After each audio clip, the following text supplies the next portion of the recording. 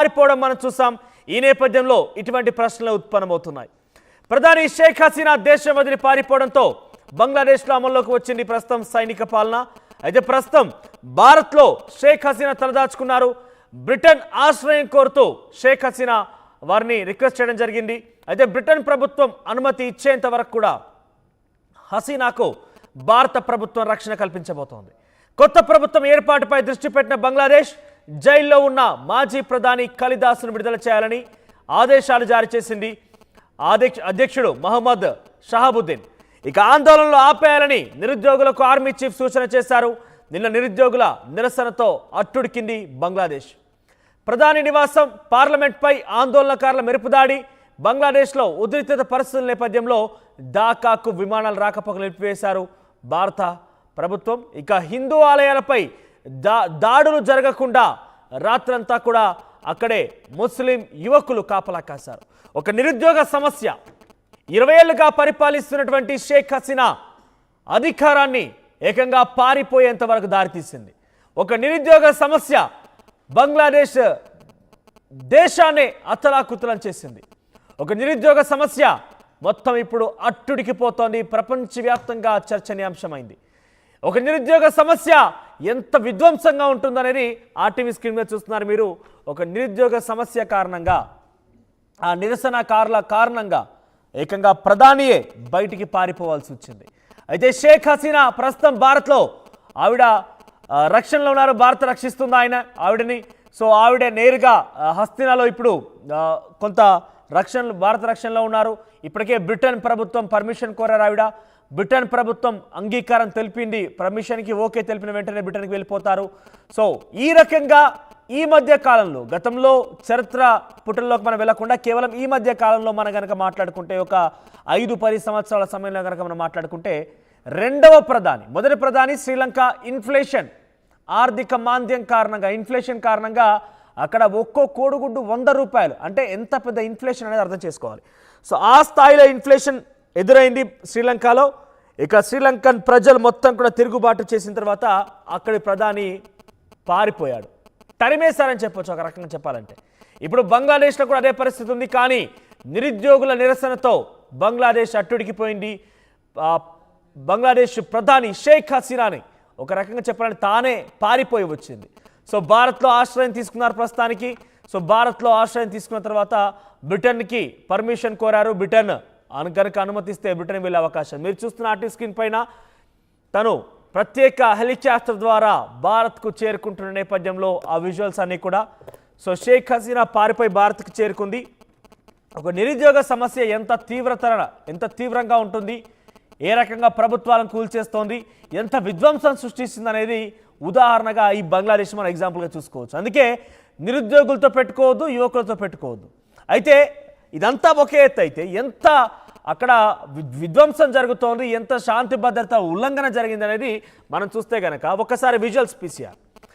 ఏకంగా షేక్ హసీనా ప్రధాని కార్యాలయంలోకి వెళ్ళి తనకు సంబంధించినటువంటి బట్టలని, తనకు సంబంధించిన వస్తువుని పూర్తిగా ధ్వంసం చేశారు.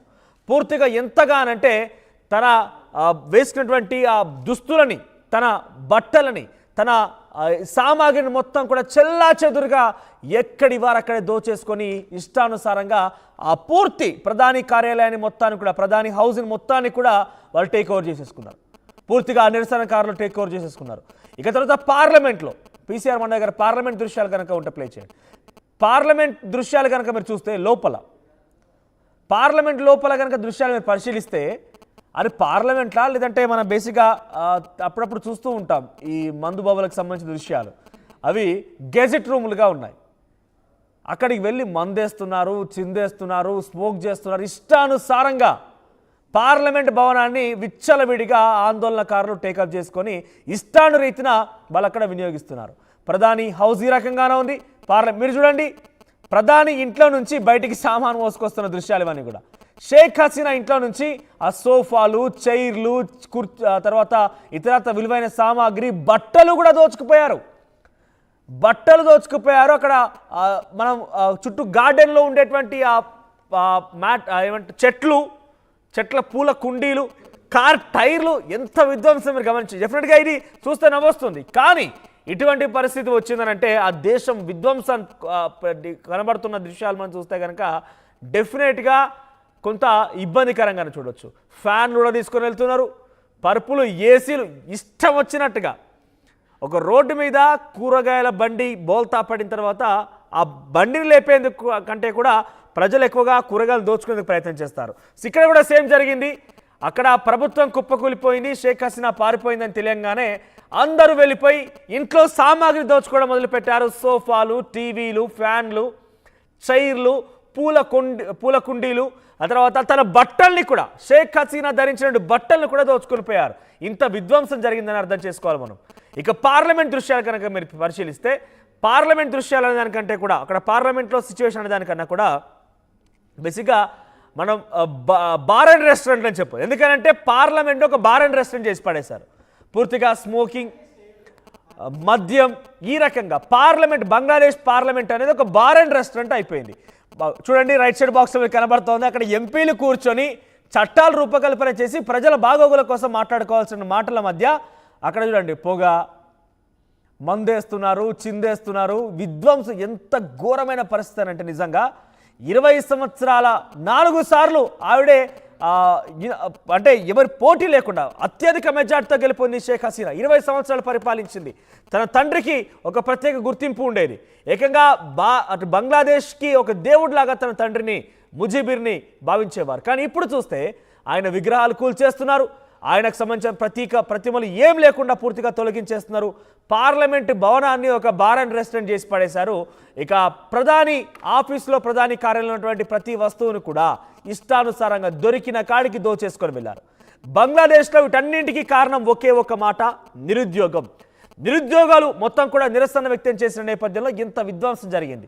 అందుకే చాలా ప్రభుత్వాలకి, ఇటు భారతదేశంలో కూడా రాష్ట్ర ప్రభుత్వాలకి నిరుద్యోగులతో పెట్టుకోకూడదు, నిరుద్యోగులతో పెట్టుకుంటే ఏ రకంగా ఉంటుందనేది దానికి ఒక ఉదాహరణ, ఒక మచ్చు తునక ఈ యొక్క బంగ్లాదేశ్లో జరిగిన ఘటన.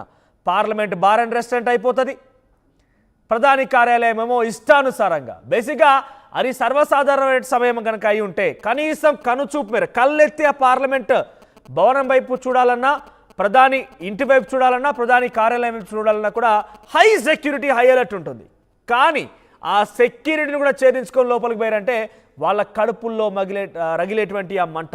అయితే ఇక్కడ ఇంకో విషయం, ఇవన్నీ ఒకే అయితే బంగ్లాదేశ్లో హిందువులపై దాడులు జరుగుతున్నాయి, హిందూ దేవాలయాలపై దాడులు జరుగుతున్నాయి, హిందువులని భయభ్రాంతులకు గురి చేస్తున్నారు, హిందూ అమ్మాయిలని అపహరిస్తున్నారు, వారిని కిడ్నాప్ చేస్తున్నారు. రకరకాల విషయాలు సోషల్ మీడియాలో వైరల్ అవుతున్నాయి. కానీ కొన్ని విషయాలు, కొన్ని వీడియోలు అదే సోషల్ మీడియా ద్వారా మనం పరిశీలిస్తే కనుక చాలామంది ముస్లిం యువకులే మసీదుల నుంచి అనౌన్స్మెంట్స్ ఇస్తున్నారు. హిందువులు అంటే అక్కడ మైనార్టీల రక్షణ మన బాధ్యత, మైనార్టీలో మనం కాపాడుకుందాం, మైనార్టీల దేవాలయాలను రక్షిద్దాం, వారి యొక్క సాంస్కృతిక సాంప్రదాయాలని మనం రక్షణ కల్పిద్దాం, వారి మీద ఎటువంటి దాడి చేయకూడదంటూ కూడా చాలామంది యువకులు హిందూ దేవాలయాలకు రక్షణగా నిలిచారు. హిందూ దేవాలయాలు కూడా రాత్రంతా అక్కడే కూర్చున్నటువంటి విజువల్స్ కొన్ని మీకు చూపించే ప్రయత్నం చేస్తుంది ఆర్టీవీ. విజువల్స్ రెడీగా ఉన్నాయా? సో ఒకసారి విజువల్స్ కనుక చూస్తే డెఫినెట్గా అందరూ ఆశ్చర్యపోతాం. అక్కడ సోషల్ మీడియాలో ప్రచారం ఉన్నటువంటి విషయాలు వేరే రకంగా ఉన్నాయి, కానీ అక్కడ జరిగేటువంటి సిచ్యువేషన్ వేరే రకంగా ఉంది. మైనార్టీల రక్షణ మన బాధ్యత, మైనార్టీల దేవాలయ యొక్క రక్షణ మన బాధ్యత అంటూ ముస్లిం యువకులు మసీదుల ద్వారా ప్రచారమే చేయకుండా చాలామంది ఆలయాల రక్షణ కోసం కావచ్చు, హిందూ రక్షణ కోసం కావచ్చు, హిందువుల ముఖ్యంగా మనుషుల యొక్క రక్షణ కోసం కావచ్చు, వారంతా కూడా అడ్డుకట్టుగా నిల్చుంటున్నారు. కొంతమంది అత్యుత్సాహపరులు ఇటువంటి ఘటనలు చేసి ఉండొచ్చు బహుశా, లేదంటే ఇదొక స్పెక్యులేషన్ కావచ్చు. ఎందుకంటే అక్కడ వాళ్ళ నిరసన హిందువుల మీద కాదు, వారి నిరసన వారి ప్రధాని మీద, వారు ఇబ్బంది ఎదుర్కొన్నటువంటి నిరుద్యోగ సమస్య మీద. మీరు చూడొచ్చు ఆర్టీవీ స్క్రీన్ పైన హిందూ దేవాలయాల దగ్గర రక్షణగా ముస్లిం యువకులు కూర్చున్నారు. మీరు చూస్తే రాత్రంతా అక్కడ రక్షణిస్తూ, ఆ హిందూ దేవాలయాలను రక్షిస్తూ వారు అక్కడ కూర్చున్నారు.